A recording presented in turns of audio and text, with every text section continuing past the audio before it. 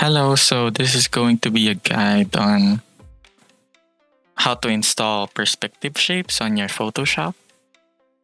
So first thing is when you've downloaded the file, you go to custom shapes right over here. It's good. Let's zoom in on that. Okay. It's usually the rectangle tool, but if you hold down and click on it, and you can go to the custom shape tool. After that, you go here on top. These shapes, these are the default shapes for Photoshop. You don't need those. So we can just, for the sake of demonstration, I'll just delete them. Okay, so currently you have none. But if you go here, the gear icon, then go to load shapes. Here we can go to wherever your download location is. In my case, I already have it here. So when I load it, it just loads up everything that's inside perspective shapes.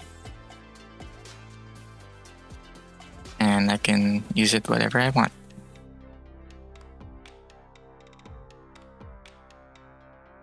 Okay, so another issue here is they're all solid and they're not lines. Well, you can use them as solid shapes, but it won't be as helpful. So the trick here is you go to fill, then you select this red line here.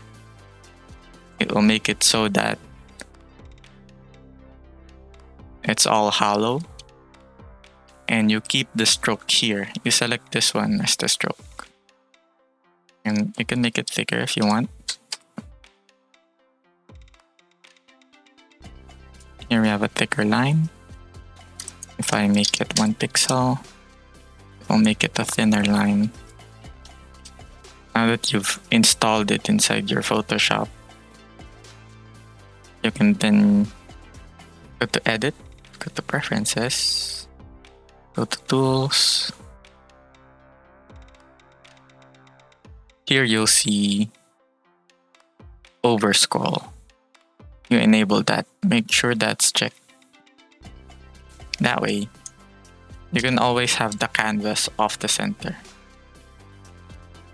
Without Overscroll, you can't do that. See?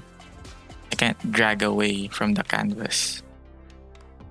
I have to zoom in before Photoshop puts it back in the center. So make sure to enable that. Afterwards, when you're using this, for example, I'll make a right vanishing point.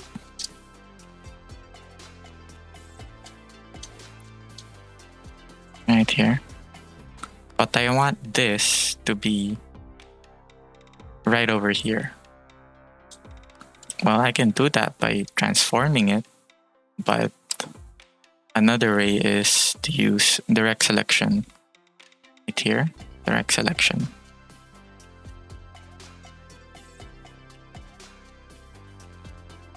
It's usually black. I have to find for the solid white one. Then you can just drag it. Make sure to just select this one, not everything else, because you'll move them too.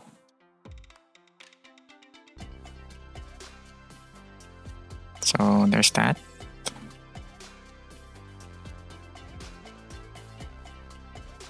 Another one is the controls.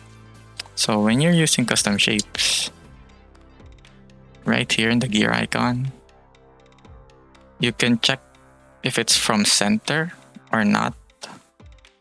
And it has both its uses. So for example, I want one point to be right here. So it makes sense to make it on the center. But I want to make horizontal lines like the ground plane. It doesn't make sense to have from center here.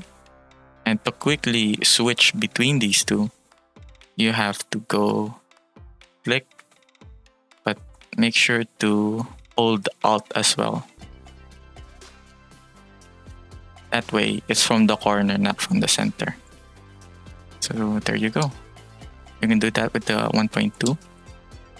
Instead of it from the center, you'll draw it from the corner if you're holding Alt. Another thing to keep in mind is keeping the horizon line straight. So in order to do that, you have to have these rulers visible. To enable rulers, you need to go to View, then Show Rulers. Make sure that's checked. After that, you can just make the first one. Then you zoom in at this point. Then you click the ruler. Then drag it downwards. Then it'll automatically snap to that point. Then you make another one. You can either make it from the center. So this is a left VP. Then I click on that line. We can either do that or just make another one.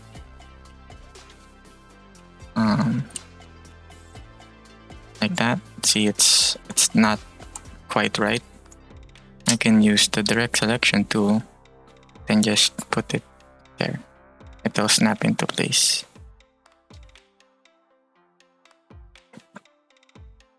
To adjust these, you can just resize them.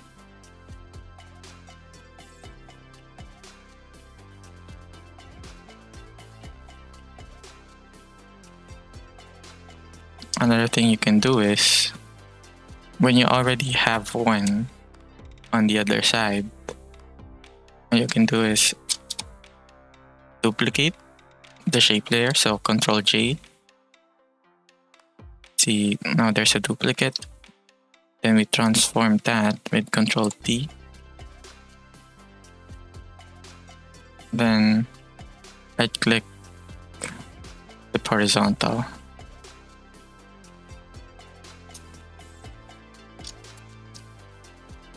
Then adjust it accordingly. But it's already right there since it's just flip horizontal. So yeah, that's about it. Let me know what you think about the custom shape so far and if you have any suggestions on it. Thanks for watching.